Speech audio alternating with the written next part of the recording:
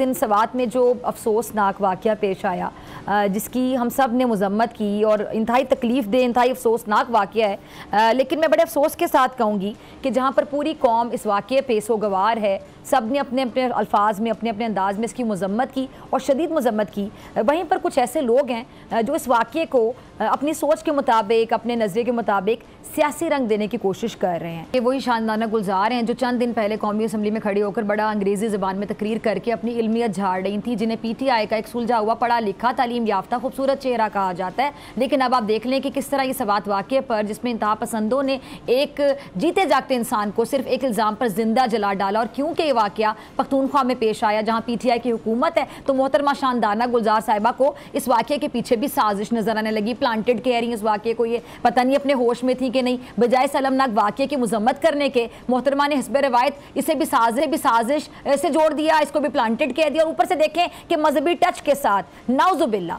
कुरान उठाने का भी इन मोहतरमा ने दावा कर दिया। तौबा तौबा, मेरे ख्याल से मुझे यहाँ कहना चाहिए, मैं ये कहती हूँ कि बीबी अल्लाह का कुछ तो खौफ करें, जान अल्लाह को देनी है। इतनी भी क्या आपकी मजबूरी है कि सियासत की खातिर हकाइक को आप मसक कर दें, सच को झूठ, झूठ को सच बता दें। कुछ तो ख्याल करें कि आखिरत में अल्लाह को भी आपने जवाब देना है। लेकिन लगता है कि हकाइक को मसक करना हो, तनकीद बराए तनकीद करनी हो, इंतशार करना हो, फसाद को हवा देनी हो, तो पता नहीं आप जैसे लोग माशरे में क्यों बिगाड़ का कोई जो मौका होता है वो हाथ से जाने नहीं देते हैं। अब मैं इससे बढ़कर और क्या कहूँ कि ये सोच और रवैये का ये मातम, आप कह लें मातम कहा जा सकता है कि जिसका मुजाहरा ये शानदाना गुलजार साहिबा ने अपनी गुफ्तगू में की है। अच्छा, आज से पहले तक भी मैं इन मोहतरमा को ये बड़ा एक पढ़ी लिखी खातून समझती थी, मगर अब तो आप देख लें कि मेरी भी सोच इस हवाले से बदल गई है ये बयान सुनने के बाद कि ये ऐसी बेतुकी बातें कर रही हैं, ऐसी मिसालें दे रही हैं कि इसका अंदाज़ा भी नहीं किया जा सकता। अच्छा, ये सवाल उठाना कि कत्ल किया गया जो शख्स है वो सियालकोट से वहाँ गया क्यों था, ये कितनी हैरान कुन बात है। भाई,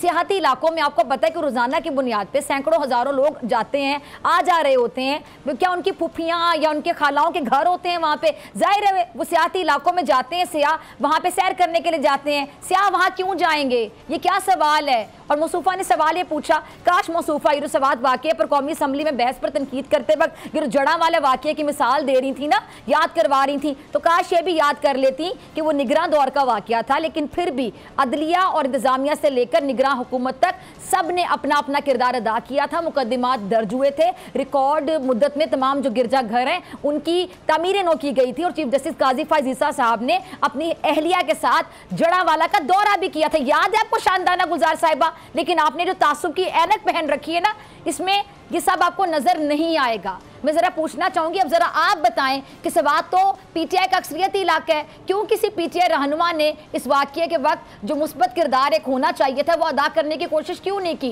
क्यों KP हुकूमत ने इस वाक़ये का हंगामी बुनियादों पर नोटिस नहीं लिया? लेकिन इन सवालों का जवाब मेरे ख्याल से आपके पास नहीं होगा।